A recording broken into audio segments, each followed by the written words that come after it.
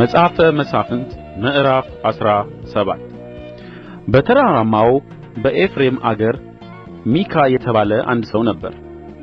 እናቱንም ከአንቺ ዘንድ የተወሰደው የረገምሽበትም በጆሮዬም የተናገርሽበት 1100 ብር እነሆ በእኔ ዘንድ አለ፣ እኔም ወስጄዋለሁ አላት።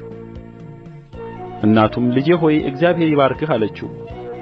1,000 100 ብርም መለሰላት። እናቱም ይህን ብር የተቀረጸ ምስልና ቀልጦ የተሠራ ምስል አድርጌ ከእጄ ስለ ልጄ ለእግዚአብሔር እቀድሰዋለሁ፣ አሁንም ለአንተ እመልሰዋለሁ አለች። ለእናቱም ገንዘብን በመለሰላት ጊዜ እናቱ 200 ብር ወስዳ ለአንጥረኛ ሰጠችው። እርሱም የተቀረጸ ምስልና ቀልጦ የተሠራ ምስል አደረገው። ያም በሚካ ቤት ነበረ። ሰውየውም ሚካ የአምላክ ቤት ነበረው።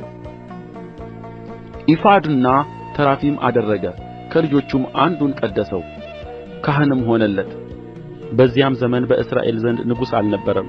ሰውም ሁሉ በፊቱ መልካም መስሎ የታየውን ያደርግ ነበር።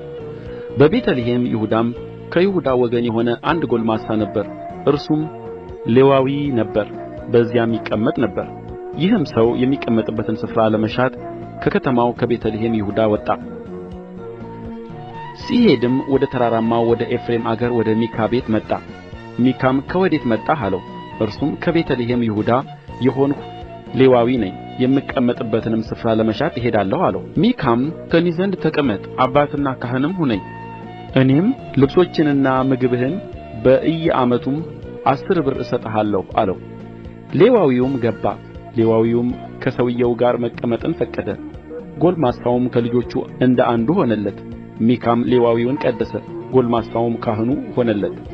በሚካም ቤት ነበረ። ሚካም ሌዋዊ ካህን ስለ ሆነልኝ እግዚአብሔር መልካም እንዲሠራልኝ አሁን አውቃለሁ አለ።